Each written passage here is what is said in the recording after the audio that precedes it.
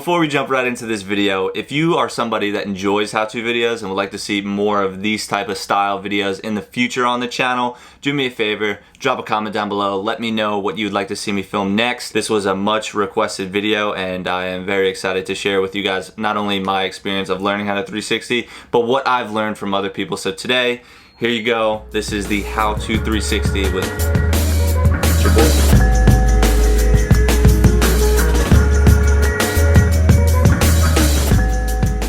The first thing that you're going to need to know how to do is obviously bunny hop, and then secondly you're going to need to know how to 180. So if you're somebody that's watching this video right now and you don't know how to bunny hop and 180, I highly suggest you learn those first and then come back to this video, because it's going to be very hard to just come straight out of the gate and do a 360. It doesn't really work that way.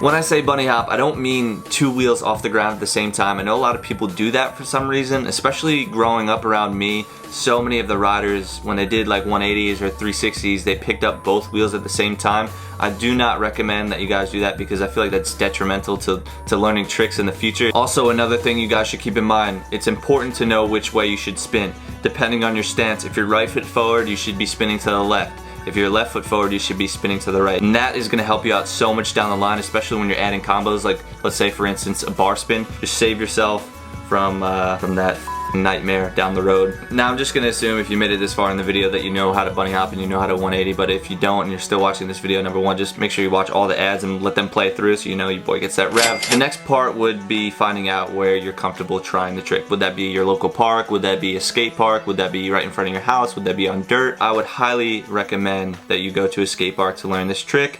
I know a lot of you guys aren't fortunate enough to have skate parks. I see it in my comments all the time. Realistically, you could do the trick wherever you want. I learned it on flat ground. But it's probably easier if you take it to a skate park, if you take it out of a ramp. But it doesn't have to be a massive ramp. It could be a medium-sized ramp, small, big, whatever you're comfortable with. Obviously, the bigger the ramp, the more time you're gonna have off the ground, making it easier to spin. All of these clips you guys are about to see, this is all from my local skate park. It's a prefab park. There are honestly no big ramps, and it's really nothing crazy. But this is what I had growing up, and I'm super grateful for it, because this is where I learned all of my tricks. I'm highly gonna recommend that you learn it over a hip first. That way you don't have to do a full 360 rotation. You can start off by doing a 270 over a hip, and it's definitely beneficial to learning a 360 on flat or out of a ramp, whatever you're comfortable with. But I definitely recommend learning it over a hip first. If you're not comfortable with that, that's fine. You could learn it out of a ramp, you could learn it on flat. Whatever you're comfortable with, that is where I suggest you try it. Once you're ready to attempt the 360, it's important to find the right speed. You don't want to be going too fast where you're zooming through the whole skate park, but you don't want to be going too slow where you're like a fucking snail, barely even moving when you land. You want that moderate speed, and also it's important to carve a little bit more than you would when you're going to try a 180. When you try the 360, I definitely recommend to pop as high as you can. That way you have as much time as you can get when spinning the 360 rotation. When you're spinning, you should be looking over your shoulder, and I feel like that's the biggest problem with people when they try 360s. They're always looking straight. It's never gonna work like that. If you want to spin, you need to look over your shoulder. So if you spin to the left, your head should be looking over your left shoulder. If you spin to the right, your head should be looking over your right shoulder. It's important to always have your head turned. Once you get to about 180 degrees, you want to suck up your knees. That way it helps you spin that second rotation, getting you a full 360. It's gonna make you spin a lot faster. Also, it's gonna lift you a lot higher off of the ground. I'm gonna say that there's three factors to doing a 360. It's sucking up your knees, the carve, and the speed.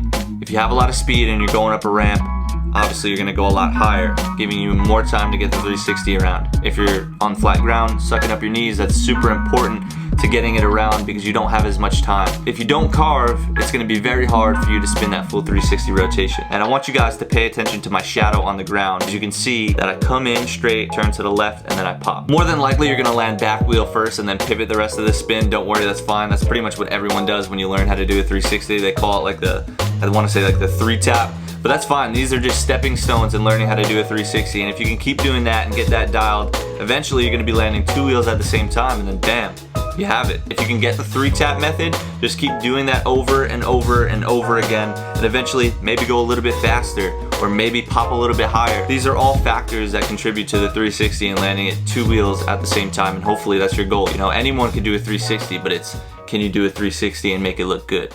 That's what it comes down to. Now the question is, where do you take this from here? I mean, there's endless possibilities. You could do them into grinds, you could do them over rails, you could do them down stair sets, into manuals. There's endless possibilities, and I'm literally mind blown every day by the stuff that I see on the internet and social media. There's endless possibilities with the 360, and you're open to be as creative as you want, and that's the best thing about BMX freestyle.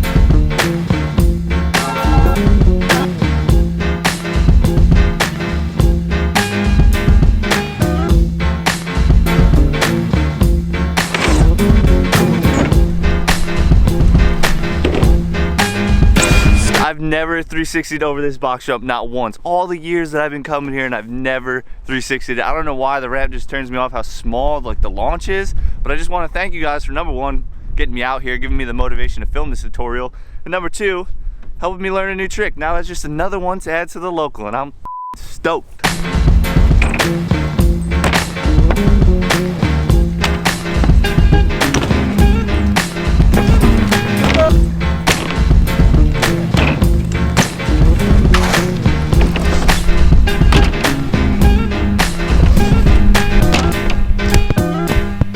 I'm gonna be quite honest with you guys, the 360 is a basic one. If you have the drive and you have the motive, you're gonna get it done. If you guys enjoyed this video, do me a favor, drop a thumbs up, leave a comment down below, let me know what tutorial you'd like to see next on the channel, what trick you'd like me to teach you guys, and hopefully we can get that done.